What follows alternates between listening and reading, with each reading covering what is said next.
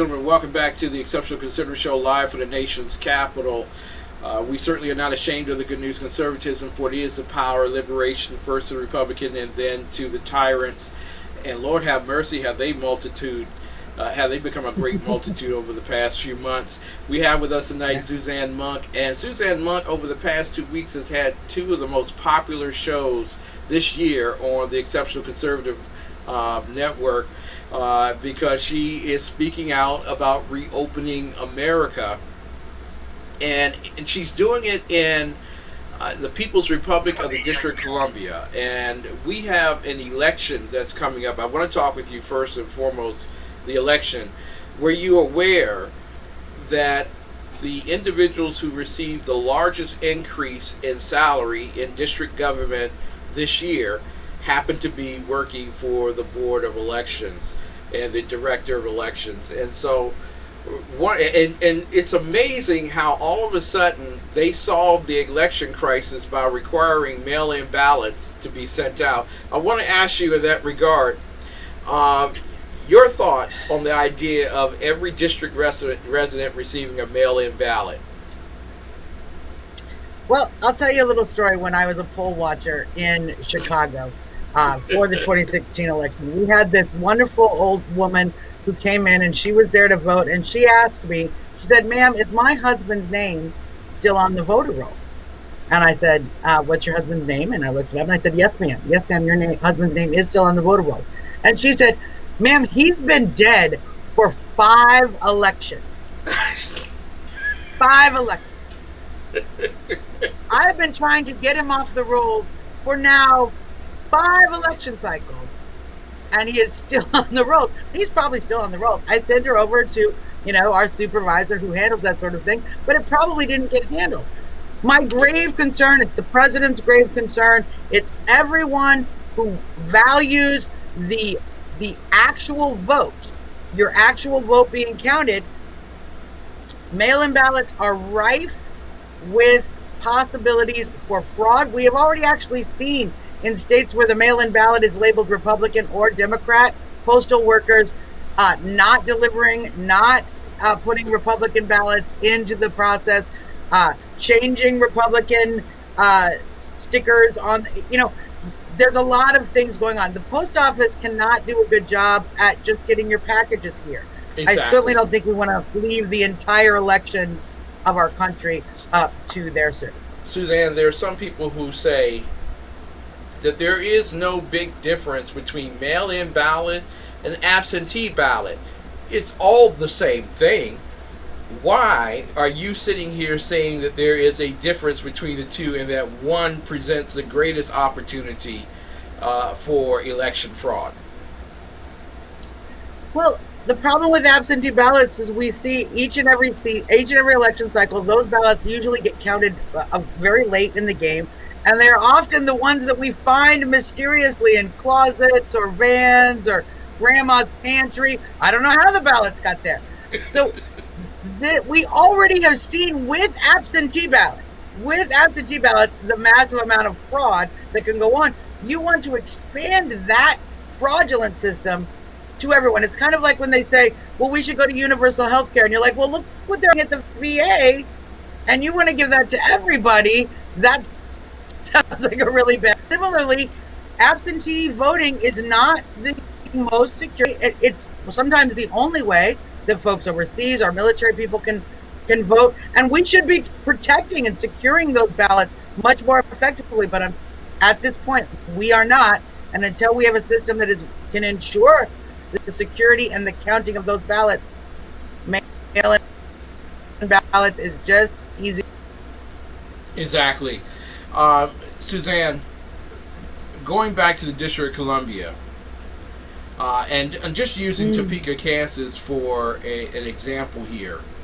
Topeka, Kansas Governor Kelly vetoed earlier today legislation that would have curtailed her emergency powers, and basically stated that her ship was done on the 1st of June, and we need to go back to regular legislative order. She basically stated, screw you, I'm king, queen, and we shall do what I tell you to do until such time as I let you know. Um, is this what has happened here also in the District of Columbia, or has the legislature here in the District of Columbia also just surrendered their authority to the mayor? Well, I kind of thought city council on a regular basis surrendered their authority to the mayor in DC from observing politics. So, I wasn't, but, it's actually more sinister because, Yeah. When you start at DC's, on DC, it's their website, DC, their reopening, even in stage 3, our gyms are still only allowed to have 5 people per 1,000 feet. Don't have pools open fully. Outdoor events can only have 2 people. And this is stage 3, which would require next to no cases. Stage 4 isn't going to happen until there's a vaccine or a cure.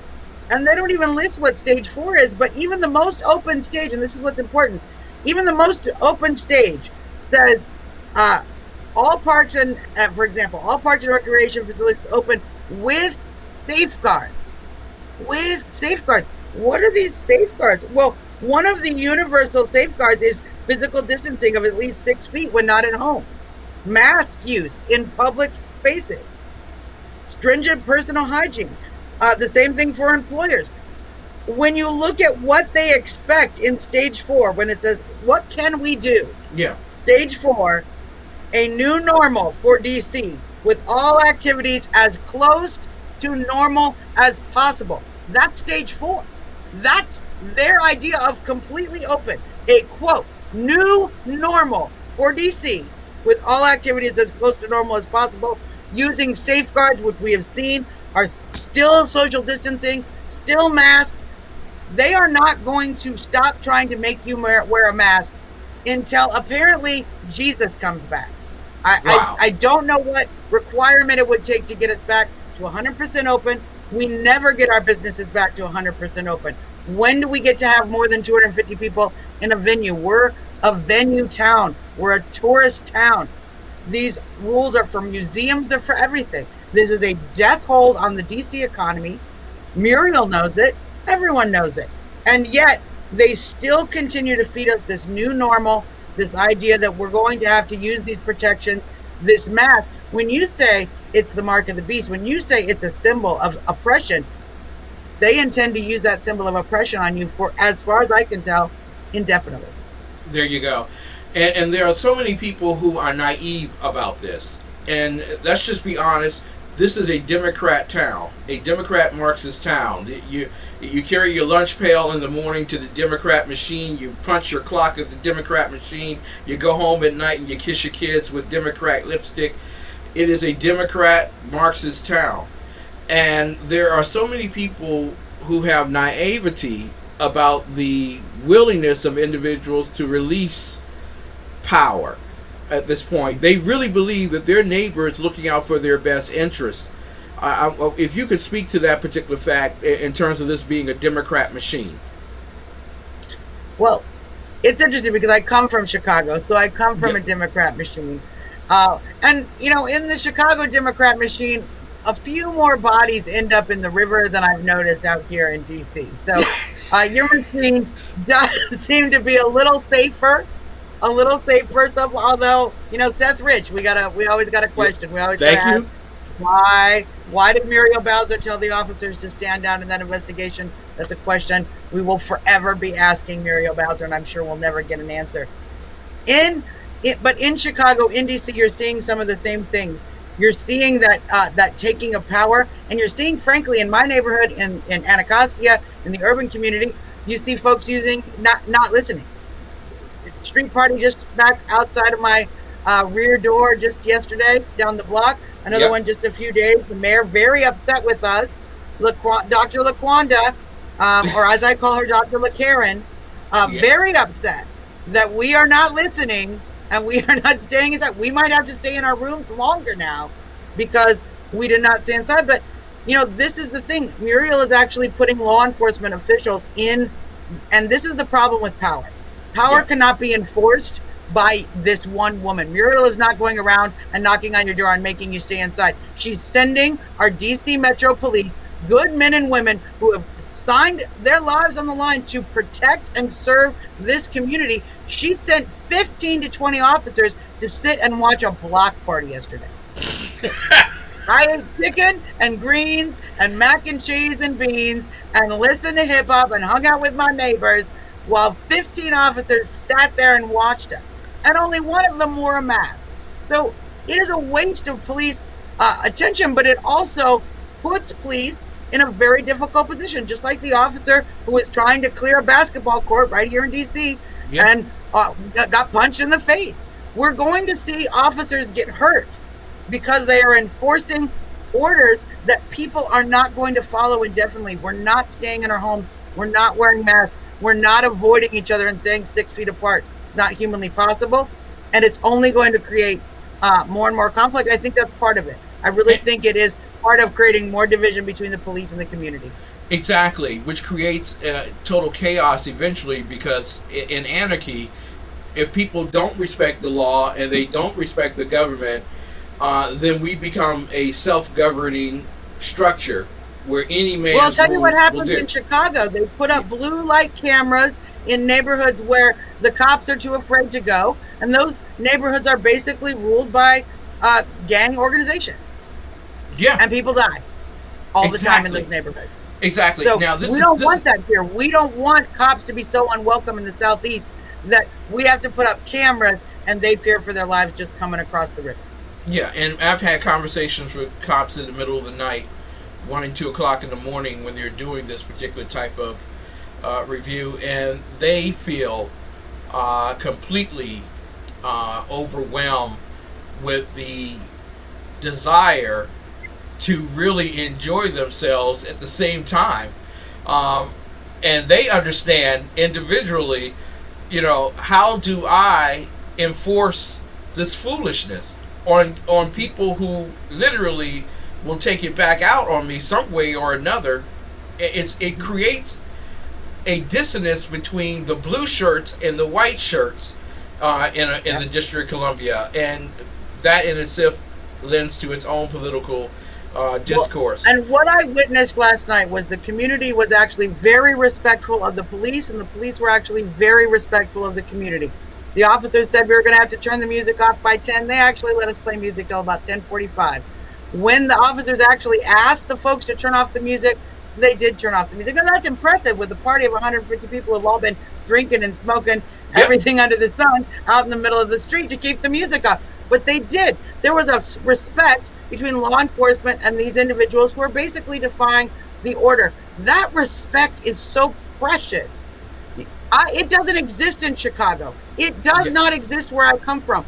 I was actually almost moved to tears to watch a community that, when the officers come in and say, hey, it's time to go, I get a little nervous coming from Chicago, because that's usually when things get ugly and somebody ends up in the back of a police car and everybody ends up scattering because shots get fired. Exactly. But what we saw is peaceful interaction between the citizens and the officers. Officers in DC are trying to respect citizens. They aren't trying to enforce these orders. But man, we got to be careful, because pushing this kind of conflict into these communities will break that beautiful, precious trust between community and law enforcement. And once that's gone, you have Chicago, you have Atlanta, you have Detroit, you have, New York, you have Baltimore. We don't want to be Baltimore. Now, you did a great job early on explaining to people about coronavirusdc.gov, coronavirusdc.gov, the place where they outwardly tell you that you're now under a dictatorship. You are no longer under an electoral home rule. And blatantly state that until Jesus cures coronavirus, the mayor of the District of Columbia will be the official dictator of this particular city. And so, are you finding that your neighbors don't perceive exactly what's going on? They feel that maybe because we're on the right side of history, that we're trying to, distort what the mayor is trying to do? I think it's kind of funny. None of my neighbors like the mayor. In fact, I have never met any person in this. I have never met a DC resident that openly admits to liking Muriel Bowser. Literally every time I say, "Oh my, Muriel Bowser said this," they like, "I don't like her. I hate that B word." All kinds of other words. It goes on what words they will say about Muriel Bowser. So they don't like her. But the machine that you're talking about, that's what keeps getting people like Muriel Bowser elected. And unfortunately, without Republicans actually being strong in this city, we've ceded ground in these blue areas. Without a strong alternative in the city, I don't see how that changes. All you're ever going to do in the black community is either convince people to go out and vote for you or convince people to stay home. Until we are willing to risk looking weird because we're the one lone Republican in a sea of blue folks, or the one white person in a sea of black folks, let's be honest, until we're willing to take those kind of risks as a party, as a movement, as a conservative ideology, we're never going to make inroads into these urban environments that are run by machines. And frankly, it won't take that much once we make the effort, because these folks in the urban community, the working class people of every single race, color, creed, religion, and lifestyle, are desperate for somebody who actually cares about them, desperate for somebody who is listening to their kitchen table issues, who is listening to what's happening to their families. They want a good education. They want to keep as much of their money as possible. They don't want the roads messed up. We really don't want a lot of government. Exactly. Most people really don't want a lot of government. We've been force-fed a lot of government, and we've been told that's the only option because the alternative is racism, clanism, and lynching. Exactly. And that's We're talking tonight with a wonderful woman who has done a marvelous job of helping DC open, Suzzane Monk. No, she's not on the ReOpen committee with Suzanne Rice, but she's the other Suzzane who's helping us change the District of Columbia. She's founder of ReOpen America PAC. You can find her at reopenamerica.org.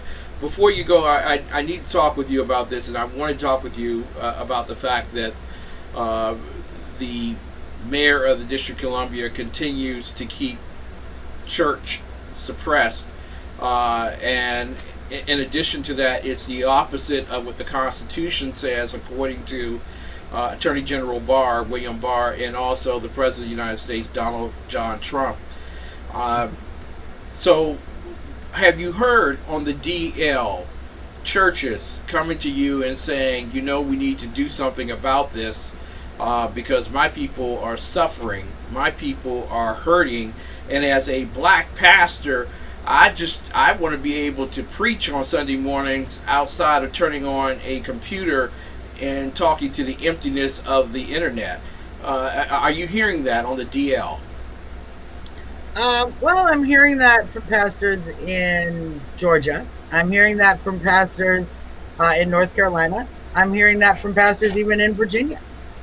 Weirdly, I'm not hearing that from a lot of pastors here in DC, and it's unfortunate because many of the churches in our city and a lot of urban cities, they've seen a few of those political dollars come into their coffers, and this is why they are touting that party line of stay shut down. In fact, when the president came out and said, instead of black churches saying, "Wow, thank you, President Trump, for defending church, for defending spirituality, for defending faith," a lot of these black pastors got very upset and insisted that they had to stay shut down. So, it's unfortunate that all of these churches are actually using politics, and frankly, I don't think we should have tax exempt status if what you're doing is if what you're doing is campaigning from the pulpit.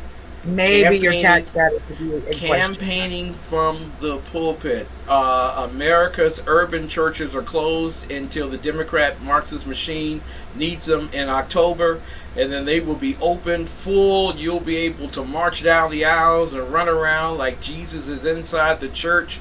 No worries whatsoever, and I assure you that Barack Obama will be preaching from every pulpit. You have a big event. Well, if that's the case, folks, I'm just going to say you need to maybe wonder if Jesus actually is in that church. Yeah. Because Jesus tells us to not live in a spirit of fear. Jesus tells us not to love our fellow man and to heal, that we can heal our own bodies, that we should be praying to God. They teach us about, in the face of oppression, Daniel threw open the windows and prayed. So that's what the church teaches us, and that's what Jesus is talking about. So if you aren't open right now, I'm not sure how much Jesus you got. Yeah, I agree with you. And when I say that, people get offended, but it's very true. Muriel Bowser, we want to thank you for giving DC's churches and nonprofit organizations, their sidekicks, $10 million to actually spy on each and every member of the congregation through this whole idea of, what do they call it, contact tracing? That the ministers are supposed to notify individuals of who came to church and who didn't, how many people and their names and addresses. Wow, is this not communism? Well, let's check my little book. I love my little constitution. I always like to check it, because the Democrats say this is a living document. So I check it every day to make sure it hasn't changed when I went to sleep. And let me just say, no, make no law respecting the establishment of religion or prohibiting the free exercise. I don't see how getting a pastor to write down my name to keep track of it and turn that over to the government, that's the opposite of free exercise. That is a registry of people of faith. You are now like a firearm. They have to register. Your prayers are so deadly, you need to register them with the government. That's such a shame. Ladies and gentlemen, somebody asked me earlier today in a debate, who is the Antichrist? I'm just saying. It's just that easy to figure out. Ladies and gentlemen, you are talking with Suzzane Monk, forgive me, not Suzanne Rice, who deserves to be behind bars. Suzzane, where's your event at Freedom Plaza on the 7th of June? Is that still on? Yes, 7th of June, Freedom Plaza. We're going to be talking about these staged phases, and we're going to ask Muriel Bowser, what does it take to get to 100%, Muriel? What does it take to get to not new normal, but normal? We don't accept the new normal. We don't accept a life with your safeguards. We accept nothing short of our complete freedom. And, by any means necessary, if we have to vote a whole bunch of Republicans into Congress and get her literally removed by an act of Congress, I guess that's what we'll have to do. Whatever it takes, we're going to get this country back. We're going to get this city back. Real quick question for you. Will DC require that every resident and citizen have a vaccine shot for COVID-19? They're going to try to do that. I think, honestly, they are going to try to do that. And I think that's something that the president has already indicated that he's going to push back on voraciously. It's certainly something that we need to be supporting the president on as conservatives, as Trump supporters. We need to be ahead of the game, already saying no to any mandatory vaccine. We need to push that message far and wide. So by the time they get to their little stage 4, where they want to give us that vaccine to let us, go back to 250 people, we are ready to say no, and the public masses are with us. I'm just surprised that there will be any churches left in the District of Columbia after this. I think they're all going to be bought out by Jeff from the Washington Post. Ladies and gentlemen, Suzzane Monk, God bless you. I hope that you all join us on the 7th of June at Freedom Plaza in Washington, D.C. I assure you that there will be a large number of police officers, and we want to give them a large number of reasons to come out and protect us as they did the last time. I would hope that you would bring your family, because we need the tourist dollars. Bring your family to Washington, D.C. God bless you, Suzzane. Great job. Keep up the great work. Ladies and gentlemen, we have to always do what we do in terms of keeping this show on, this network on. I'm going to encourage each and every one of you all to visit our website, and there at the website you will see a darling Unitrendy banner, 50% off, especially on our movie page. Everything is 50% off, and so we will be reopening a little bit at a time, and you can be dressed for the reopening a little bit at a time. But even better, with 50% off everything, there are no exclusions. Go to our Uni Trinity banner at TheExceptionalConservativeshow.com. Coming up, ladies and gentlemen, I'm not through talking about the cowardice of the pastors in urban America. I'm going to compare them to the Revolutionary War pastors, some of which were black, ladies and gentlemen, and what they did when they felt that they were being encroached upon, unfortunately, by the state. At that particular time, it was the Brits. Ladies and gentlemen, you are watching the Exceptional Conservative Show live from the nation's capital. Hook us up, hit us up over at TheExceptionalConservativeshow.com. We assure you that the rest of this particular show will be just as great as the interview that we just had. We will be back right after these messages.